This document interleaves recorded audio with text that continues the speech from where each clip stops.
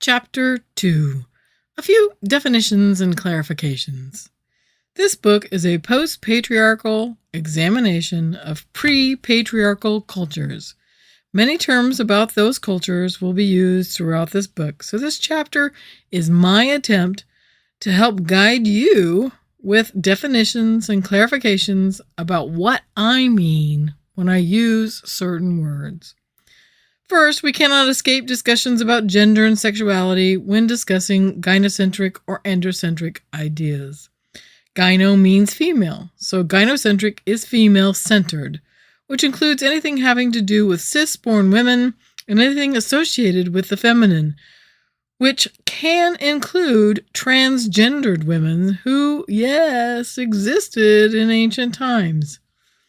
Andro means male, so androcentric is male-centered, which includes anything having to do with cis-born men and anything associated with masculinity, especially in its extremes, including toxic masculinity or the tendency to use aggression, threats of violence, and actual violence to intimidate or oppress others.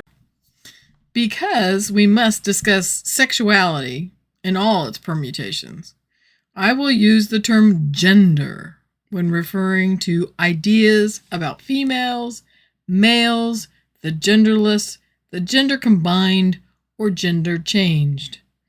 I will refrain from using the term sex to refer to a person's gender. However, even though many scholars conflate the two ideas, in a discussion of sexual activity, using the term sex to refer to gender just gets too confusing. So even though some scholars, especially linguists, prefer not to use the term gender to refer to people's sexual identity because they believe it only pertains to language, I will do so anyway. It is better to err on the side of clarity than to follow unnecessary dictates. Second, realize that dates are vital to understanding when particular ideas or skills were created, as well as when particular cultures flourished, because the when of time often influences the why of events. While I would prefer to use my own dating system, which would begin roughly around what we now call 3000 BCE, or before the Common Era, I will continue to use the BCE/CE system with one modification. Instead of using CE, which stands for Common Era, meaning the time we share now, I will use ACE to stand for After the Common Era, because I want to emphasize how erroneous it is to believe that switching from BC, which stood for Before Christ, and AD, which stood for the Latin term Anno Domini, which meant the year of our Lord, simply by changing to BCE CE abbreviation, makes amends for the Abrahamic world, assuming that everything time-wise revolved around the mythical birth of Jesus Christ, which is in and of itself an extremely biased mythological view. While I could use BP before present, I want to emphasize just how much older than the Abrahamic religions so many religious ideas around the world were, and want to avoid forcing non-scholars to do the math required to figure out the relativity of BCE and ACE time periods. So I will just pretend that the year zero was the Common Era, even though so many cultures have completely different dating systems. Many scholars are used to reading and writing androcentric articles that use terminology that promotes the idea that men were better than women at almost everything in antiquity. Nothing could be further from the truth, of course. So this chapter is an effort to counter such biases that come from specific words that are often used to mean generalized ideas. For instance, the word hunter-gatherers is often used to denote foraging people who lived off the land by looking for and harvesting specific foodstuffs, from plants to animals, and who created shelters and clothing from those same resources, plus rock and soil, which they used to create shelters and to make tools, including eventually making ceramics.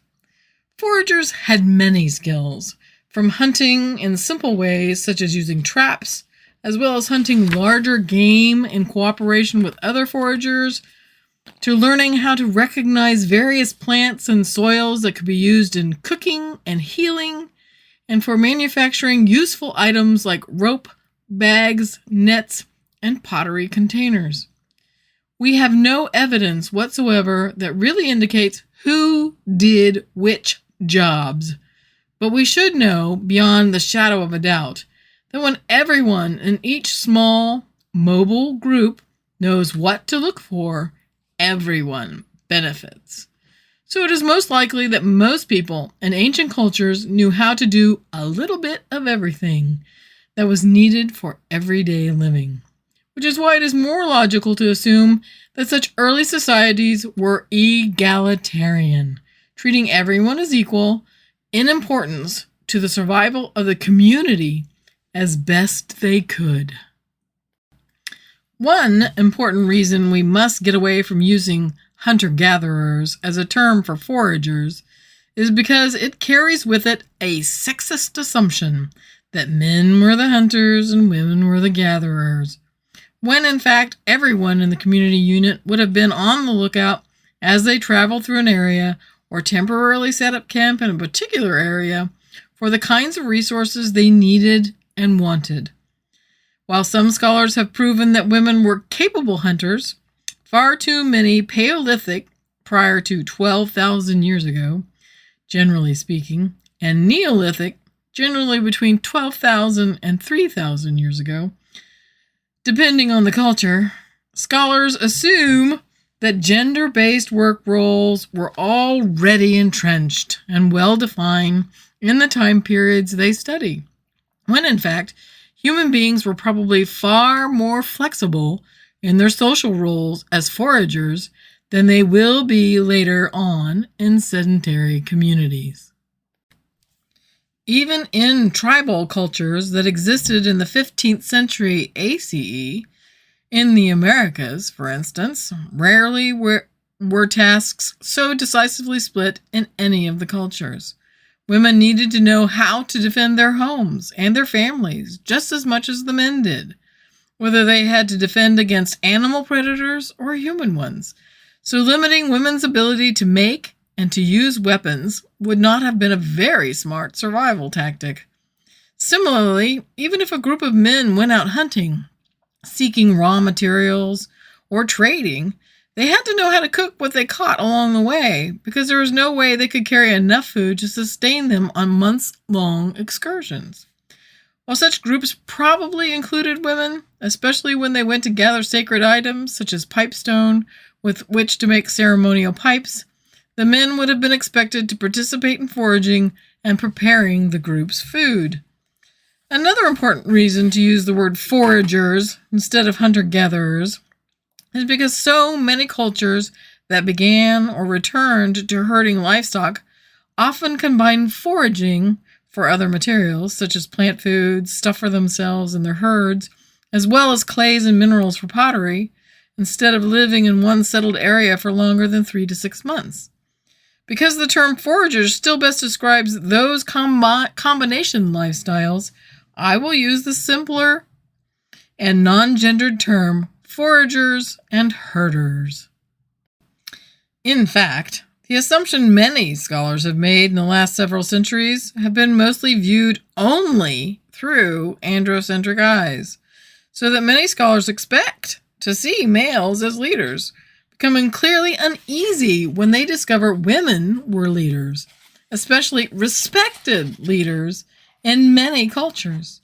I lost count of the number of scholarly articles that discuss gynocentric cultures which completely avoided pointing out that the probable leaders organizing those cultures were women, so that the scholarship they present ends up never reflecting on the archaeological finds from women's points of view, if the scholars could help it.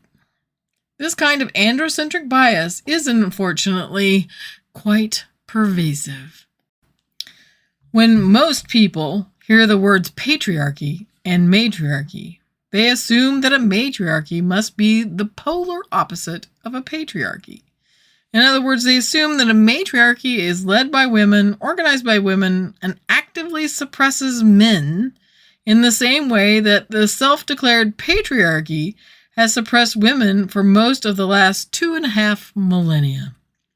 People who assume a matriarchy is the polar opposite of patriarchy seem to assume that every group has to exhibit a hierarchy, where one person or one small group is in control of everyone else, despite what studies of living matriarchies show us.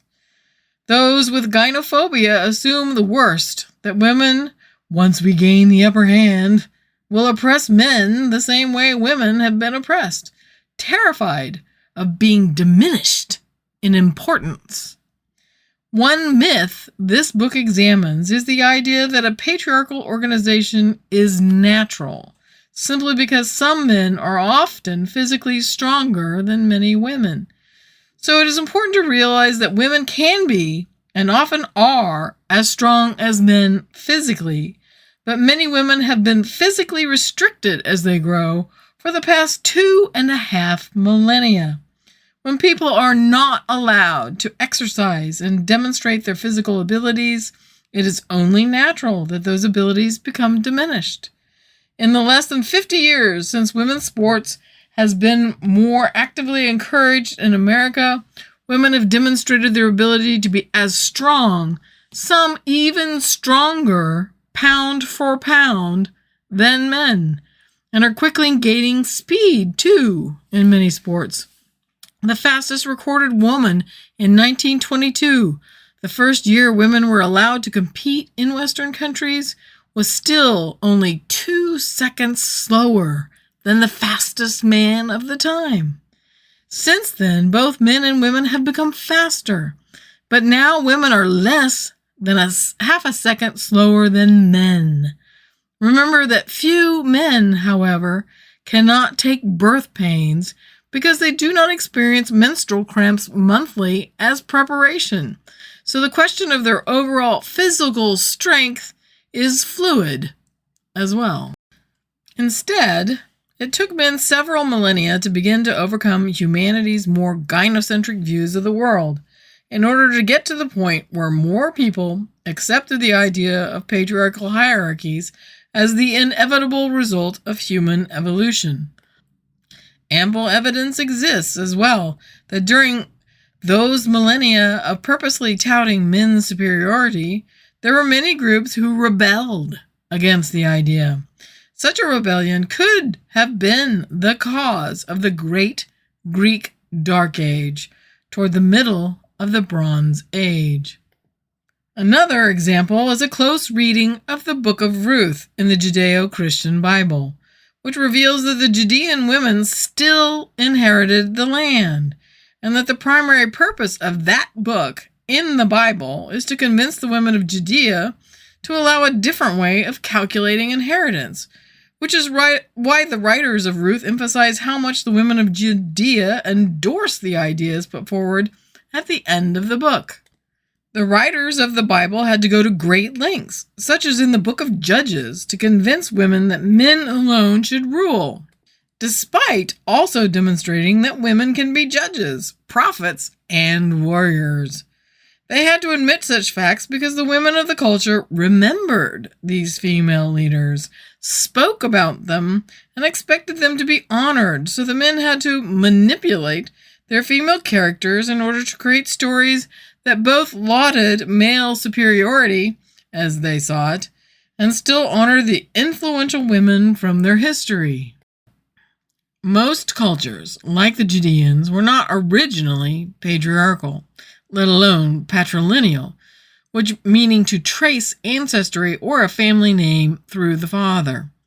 However, like most cultures influenced by the rise of androcentrism, The idea of a patriarchy, as put forward by the Hebrew Bible, with the men doing all the begetting, has been by now socially programmed into most people, scholars included.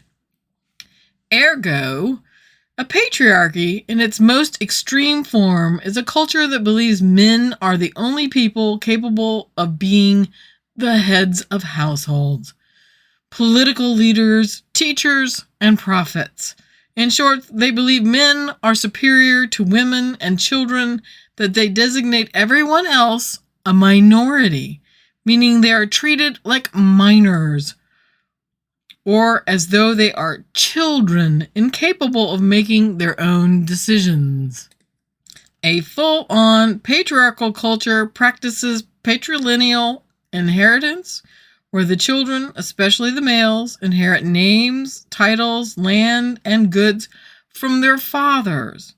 Practice patrilogical marriage, where the women move to live with the husband's family, often taking her husband's family's land location, village, or identifying geographical feature or profession as a surname, as well as recognize patrilocal funeral processes, where the women have moved from the places of their birth to be buried with their husbands' families or communities.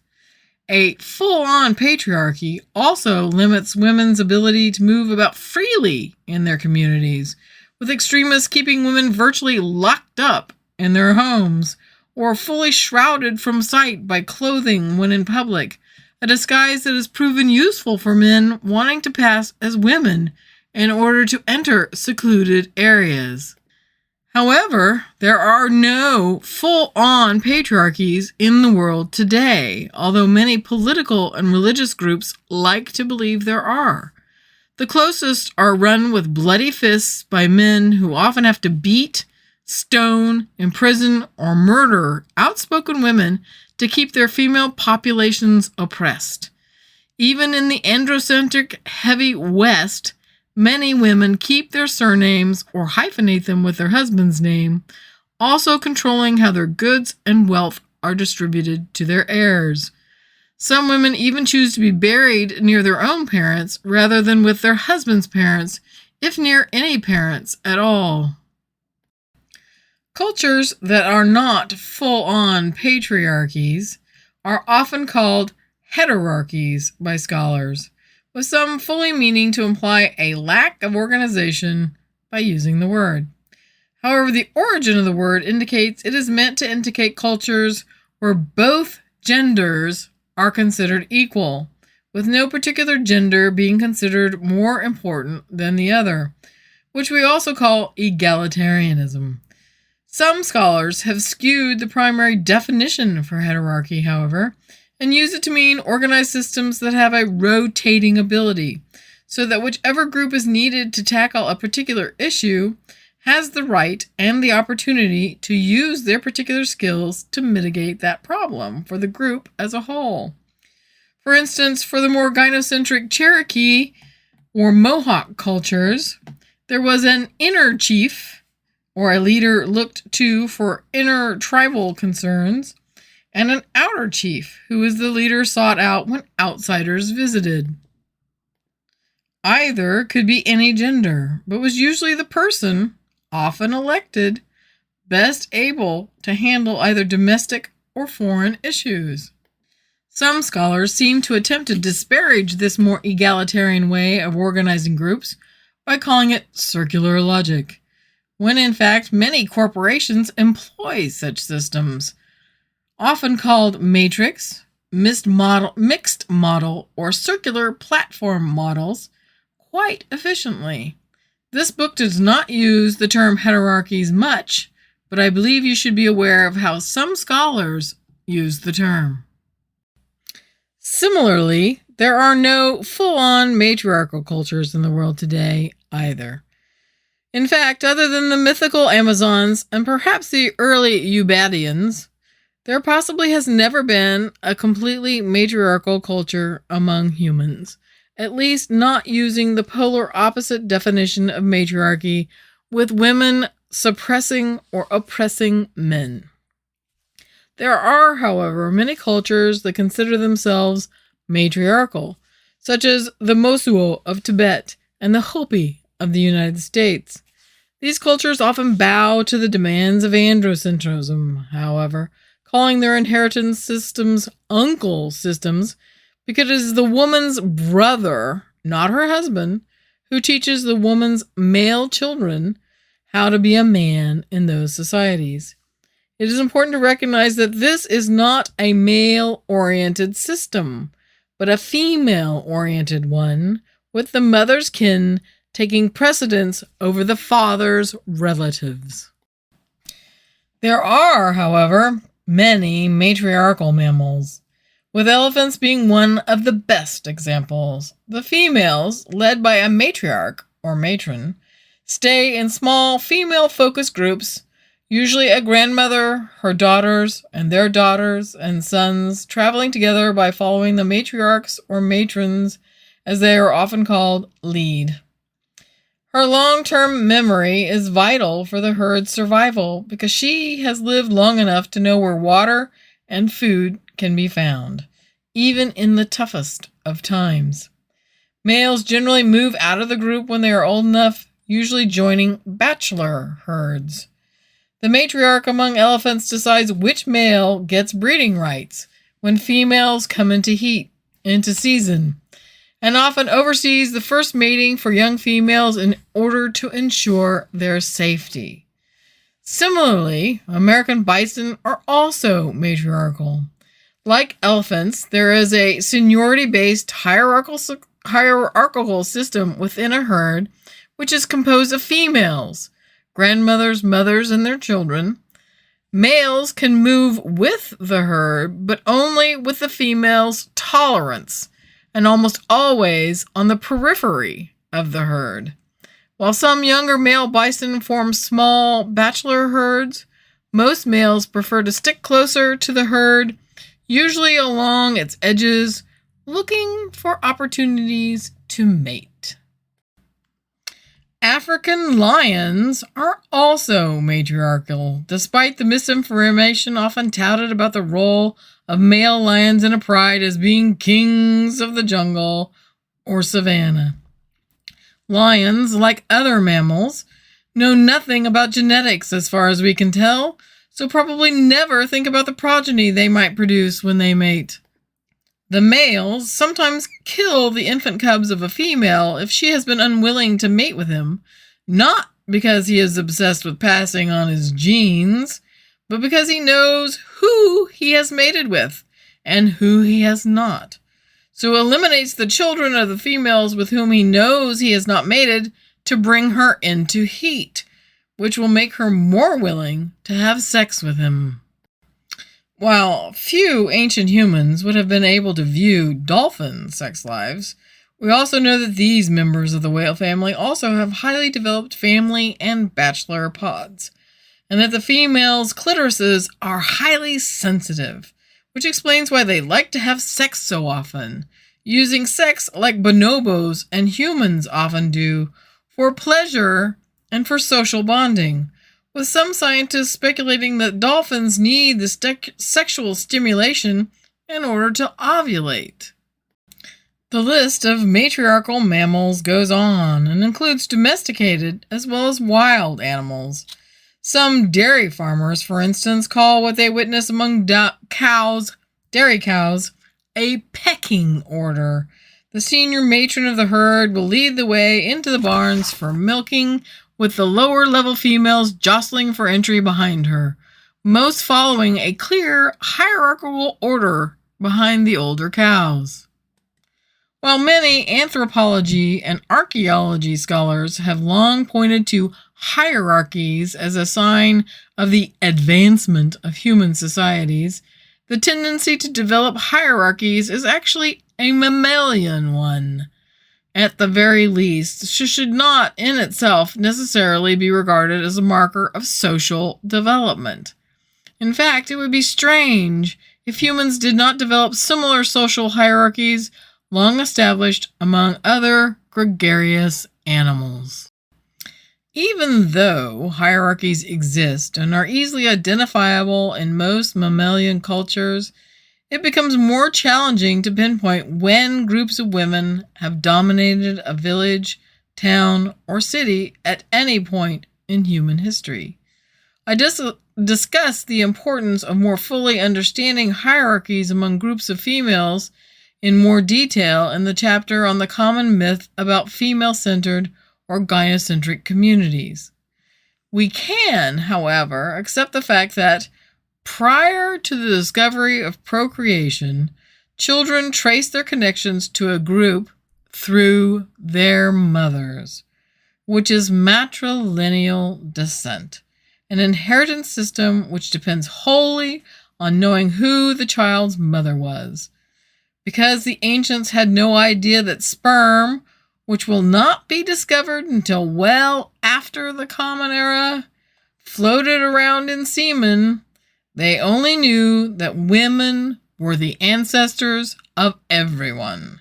So it only makes sense that women were not only the homemakers, literally, who established where a home would be built, how it would be built, and who could live in it, but also became the revered ancestor whose remains were buried beneath the home, thereby establishing a family's ties to particular lands.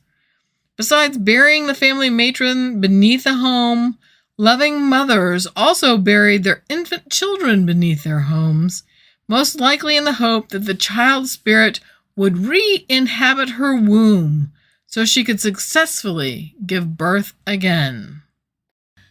While there are many ancient tales of mothers sending their children down rivers in reed baskets, we almost always know who the mother of a child is, even if she has died during childbirth. So elevating matrilineal connections as ancestors' spiritual connections made the most sense for ancient people, with some cultures, like the Egyptians, burying their mothers near them in order to help them be more easily reborn into the afterlife. We also know from DNA studies done on archaeological remains that prior to the rise of androcentrism, most human societies practiced matrilocal funerals and marriages, where the males moved in with his wife's family, the matron to whom he was bonded or pledged, and he and his children were buried near his wife's family. In biblical terms, the man cleaved unto his wife and her family.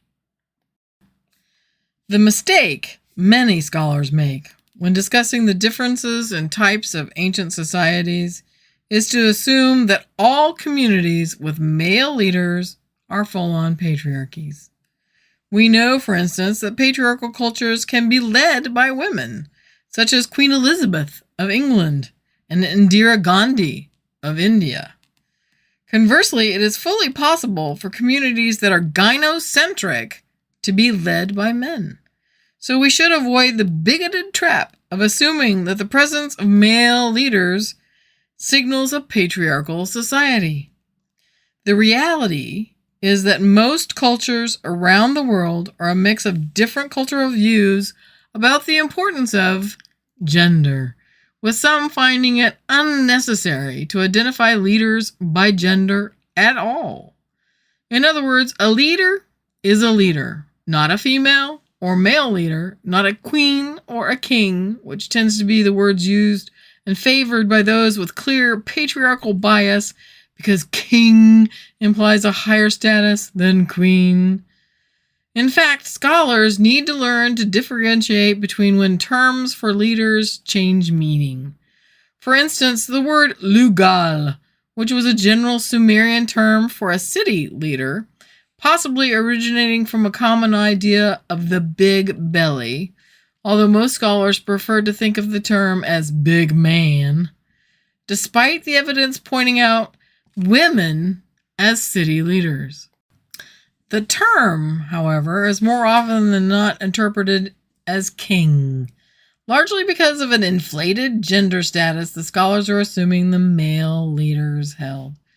However, there is little to no evidence that any one city leader considered herself, himself, or chimself a king in the same way the term came to be defined in later periods as a person sanctified to lead because of a particular divine ritual that was successfully performed by that person which demonstrated a deity's blessings.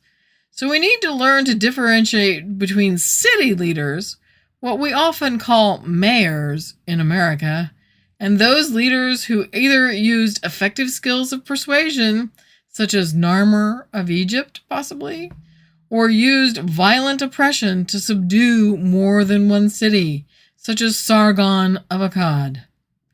Later cultures embraced the idea that royalty had divine rights, thus were more spiritually powerful than other people. In this way, the cultures of the late Bronze Age bought into and often actively helped to support, although some did rebel frequently, the idea of whole geographic areas being kingdoms, which were greater than the original idea of houses, or being bonded by blood or by pledge to one female lineage, or towns and cities. Gynocentrism views the world through the importance of women, especially through an understanding of their experiences, from sexual aspects to crafting. In other words, as those with spiritual powers to reach across liminal spaces and as creators. Spiritually, gynocentrism is the belief that women are naturally more spiritually connected to all things than men, because women's menstrual cycles are not only similar to the cycles of the moon, which is a supernatural entity, but also because menstruation causes women to bleed 3 to 5 days every month without dying. A magical skill many different androcentric cultures tried to imitate through actions like circumcision, penile lancing, cross-dressing, and castration. A gynocentric culture credits women with more, if not all, of the responsibility of creating children, not just bearing them, since pregnancy and birth would have seemed magical to the ancients because women appeared to give birth to whole other human beings simply and seemingly on their own. For some cultures, women who gave birth were warriors who wrestled the spirit of another human being into this world from another realm. Distinguishing this early human belief from later androcentric beliefs in parthenogenesis, what is often called virgin birth, occurs in the chapter on those ideas.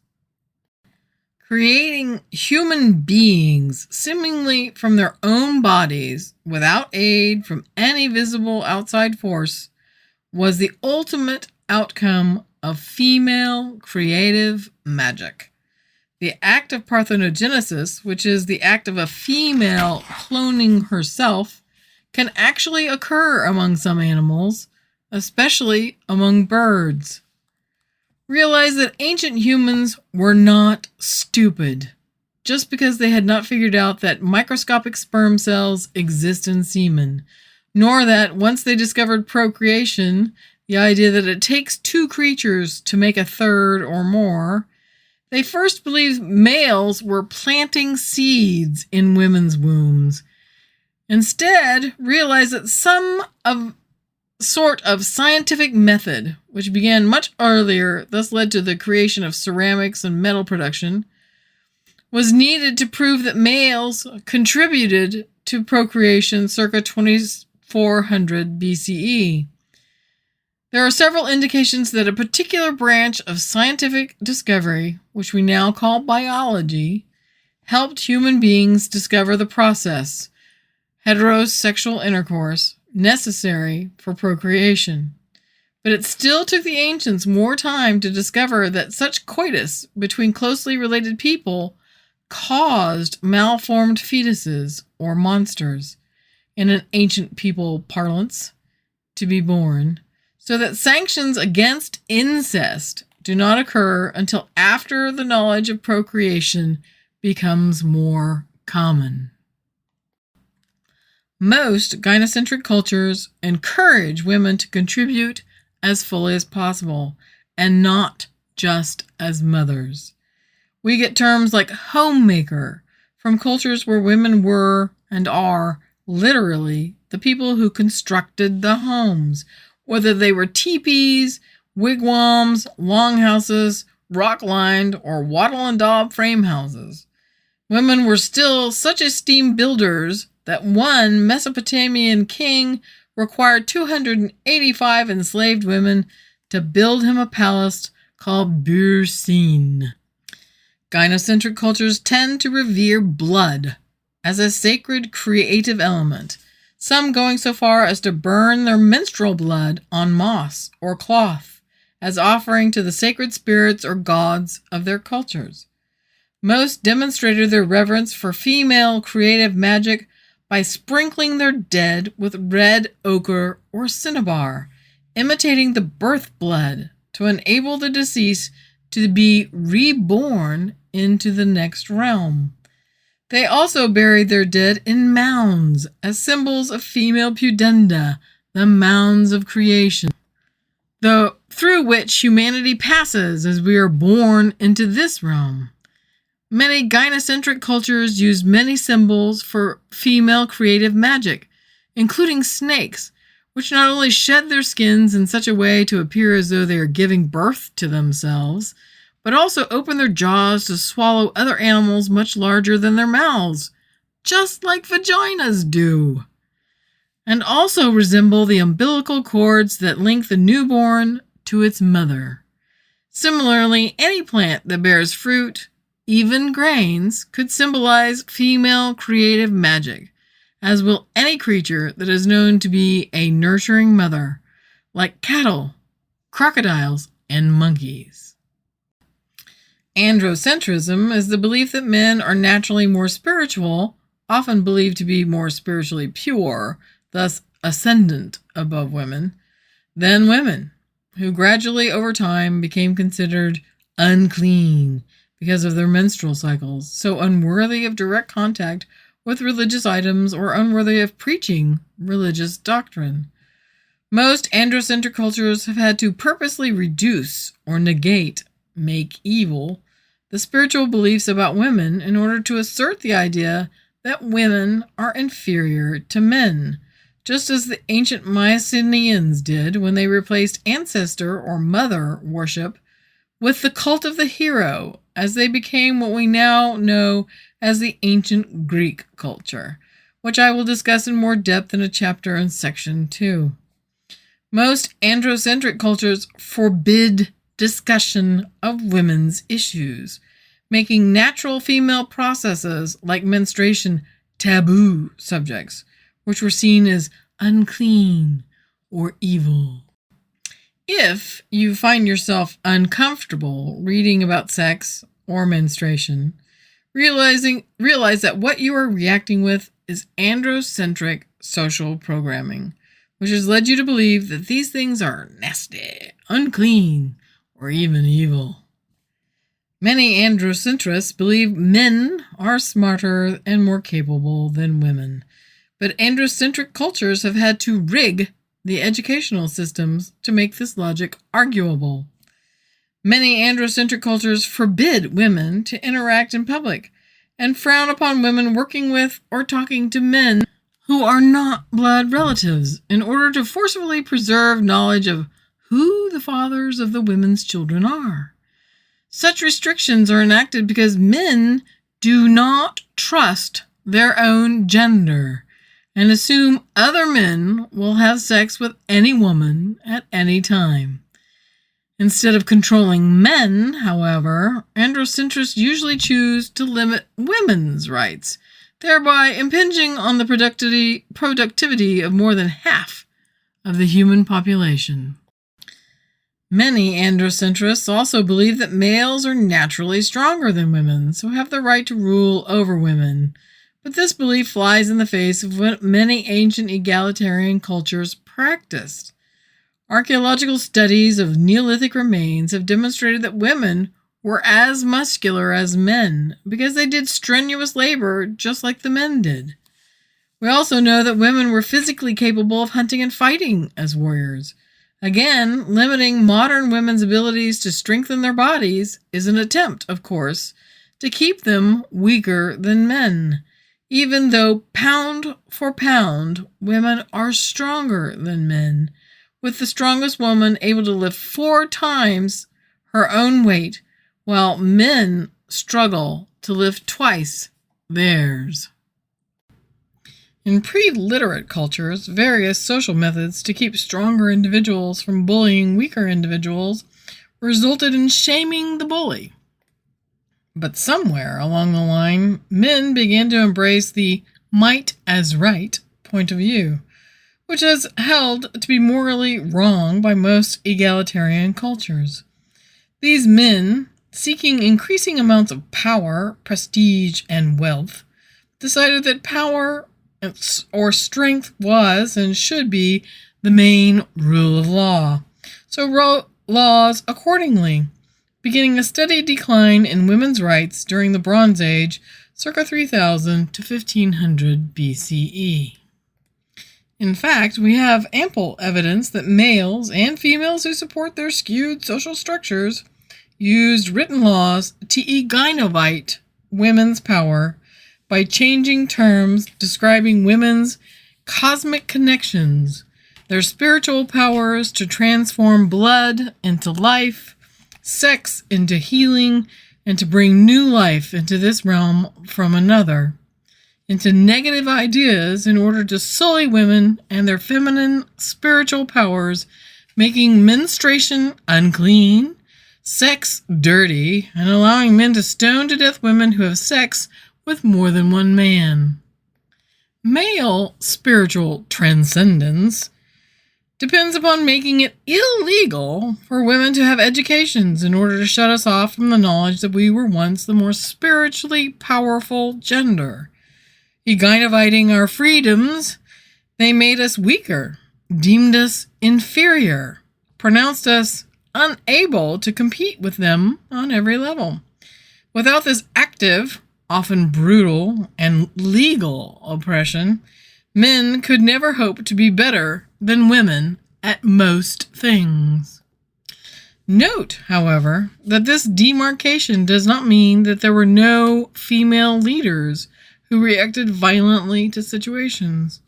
Most likely, the original reason for the Aztecs sacrificed human beings on their pyramids was an imitation of an original menstrual sacrifice meant to return the moon to full strength during a lunar eclipse, which is a blood-red moon, or from its hidden phase of the month. I will discuss this idea in more depth in section 2. While any human being can exhibit violent behavior, it has been mostly patriarchal cultures that have routinely oppressed others, often choosing to do so violently and without shame or remorse. At this point, I would also like to address what happens when noted scholars avoid addressing the fact that women were much more influential in early pre-patriarchal cultures than most are currently willing to give them credit for.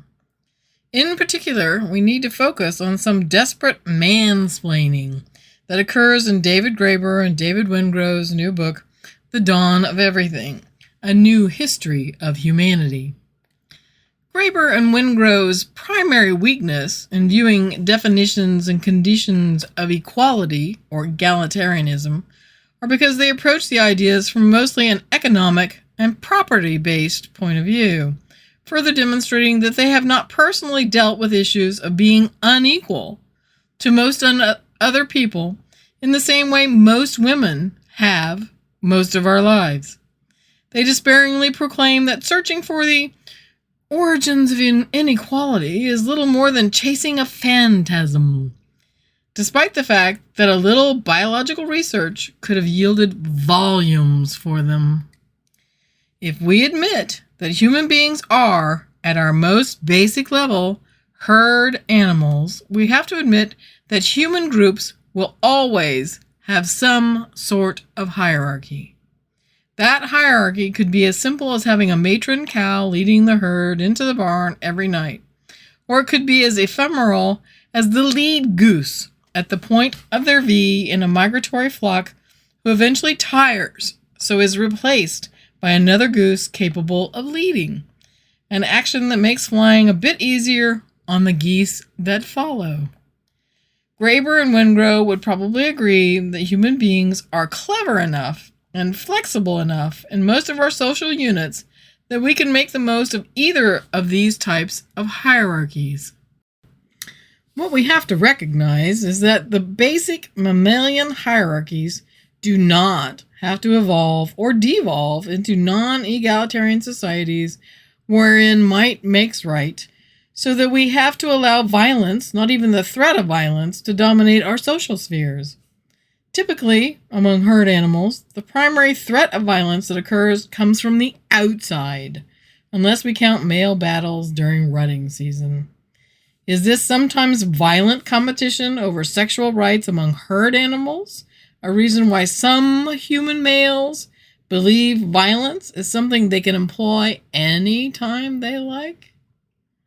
While examining what other colorless men said about Plains Indian tribes, Graeber and Wengrow assert that authority only comes from exhibiting violence, or at least the ability to do violence or make threats to control other people's behavior, overlooking how well various social pressures work without threatening violence. Graeber and Wengrow repeatedly assume the use of violence is necessary before a society can be called a state, calling the controlled use of violence one of the three basic principles of statehood. What they later admit is an elementary form of domination. They refuse to believe an egalitarian culture, which prevents any one person, not even the person at the highest point in the hierarchy, from using violence to control individuals or whole populations, is worthy of being called a state or operable governing force, despite the fact that they provide plenty of examples of societies that did just that. What these males refuse to admit, refuse to see, is that cultures led by women, while they too can devolve into violent regimes, tend to follow the real first principle of equality.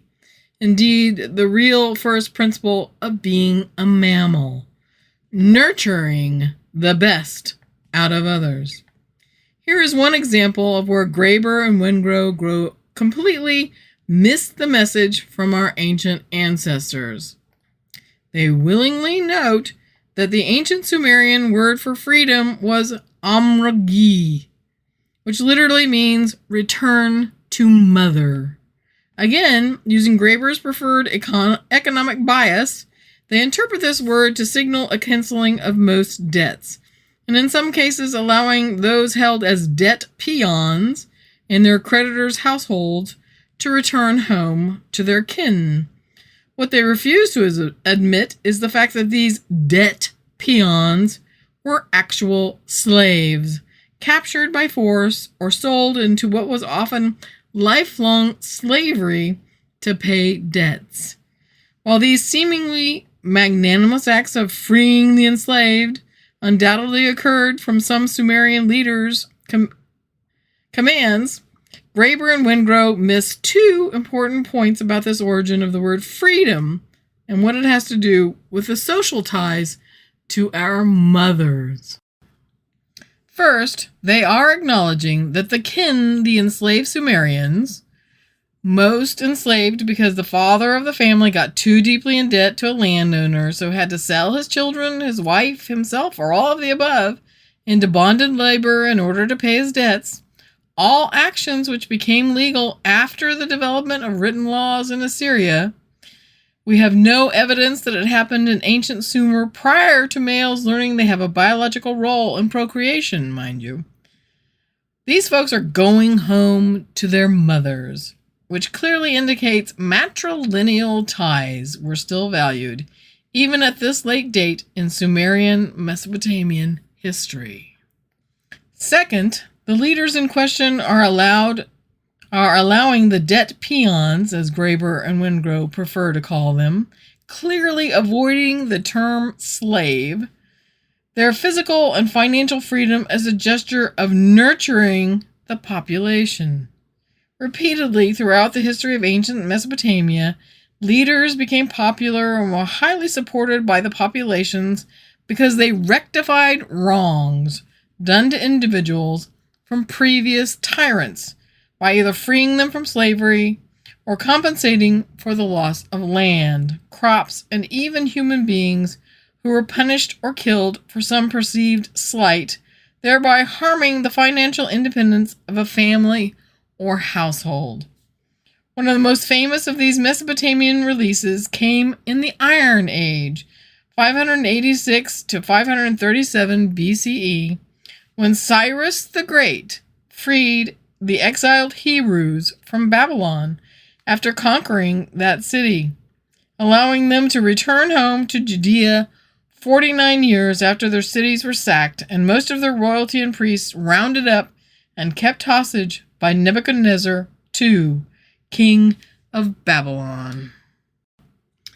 Most strangely, Graeber and Wengrow associate egalitarianism with being forced to conform to a uniform social identity, wherein everyone lives in similar housing, eats similar foods, and uses the same sort of patterns in their clothing and pottery. These ideas clearly grate against their ideas about the importance of individualism. They believe that systematic production of goods, which creates more uniformity in design, thus streamlining the production process, was done purposely to prevent innovation, in order to prevent differentiation in status. They repeatedly lambast this overt ideology of equality because they view such designs as a rapid means of identifying us from them, instead of seeing them as some cultures view them as beauty choices. While some people might view the same basic jacket design used by men for well over 400 years now, for instance, as outdated, others might adopt that style to enhance their own social status, or find ways to alter the design to demonstrate her, his, ch's own individual tastes.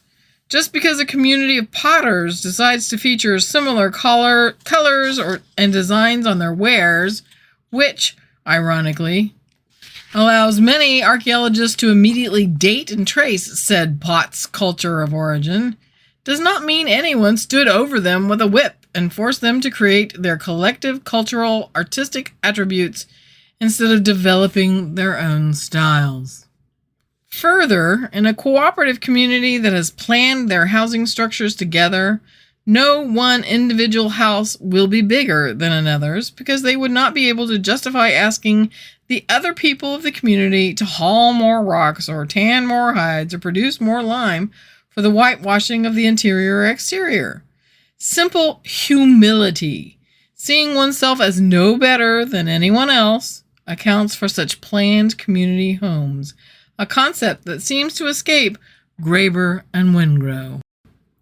Perhaps more importantly for my argument in this book, at one point Graeber and Wengrow clearly assume that the idea of the patriarchy began in either the pre-dynastic or proto-dynastic periods before the start of Egyptian culture proper, simply because they believe only patriarchal cultures herded cattle. Ergo, the pre-dynastic people of northern Africa who herded cattle simply must have been patriarchal, in their views.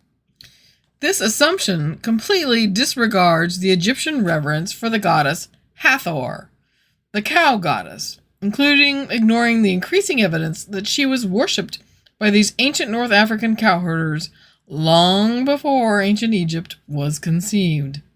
While some scholars will respond to this point by arguing that patriarchal cultures can still worship female gods, I remind them that an androcentric cattle-based culture would most likely prefer a bull god, not a cow god, if their values were full-on patriarchal, emphasizing brute strength rather than leaning toward matriarchal values that emphasize nurturing. Hathor, in her human-cow hybrid head, appears at the top of both sides of the Narmer palette, often considered the oldest document in the world, so she was clearly very important to the early dynasties of Egypt, something I discuss in more depth in the chapter on Egypt. In fact, she is so important to the Egyptians that many goddesses will adopt her horns as their headdresses, often framing a blood-red moon. Ironically, Graeber and Wingrove also admit that the concept of patriarchy came much later, when they discuss how impersonal administrators created laws that created impersonal standards of equivalence that were, in the end, stacked heavily against the poor inhabitants of the city of Uruk. They state, the same laws, the same rights, the same responsibilities applied to all of them, whether it was as individuals or, in later and more patriarchal times, as families under the aegis of some paterfamilias.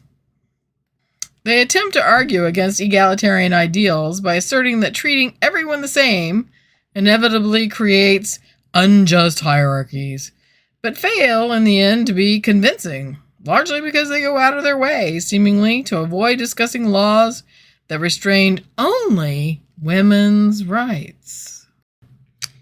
Perhaps, overall, it is Graeber and Wingrove's dual ignorance, both of biology, particularly that concerning other mammalian species, and of gynocentric cultures, that makes them miss some of the most important interpretations and evidence they examine. They begin, for instance, to object to humans being compared to other ape species on page 92, because they arrogantly assume human beings are above such comparisons, and they struggle with understanding actual herding of animals and what that requires, especially why such herding lends itself well to a foraging lifestyle on page 105. Their reactions against comparing humans to other animals possibly comes because of scholarship, like Nancy Makepeace Tanner's on Becoming Human, which demonstrates that chimpanzees were a lot less brutal and a lot less male-dominant than many androcentric scholars would like to believe. Tanner notes that both male and female chimpanzees ordinarily copulate with many individuals, and mating may be initiated by either sex. Females approach and present to a male for copulation, describing in detail how males will indicate to females that they are interested in coitus, noting that females may ignore willing males, and males may ignore female approaches. Tanner even relates how females deal with persistent males who do not want to take no for an answer, with the simplest way to simply ignore them, noting that the most successful males spend ample amounts of time grooming females and sharing food with them. Are most chimpanzee males more gentlemanly than human males? Perhaps if they had spent more time studying animals' social behaviors, including how matrons work in creating cooperation among most herd animals, which I will discuss in more depth in the animal domestication chapter, they would better understand human ones.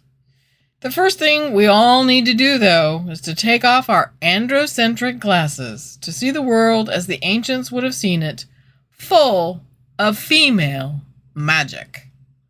These ideas and more will be discussed more thoroughly throughout the book regarding each culture I examine.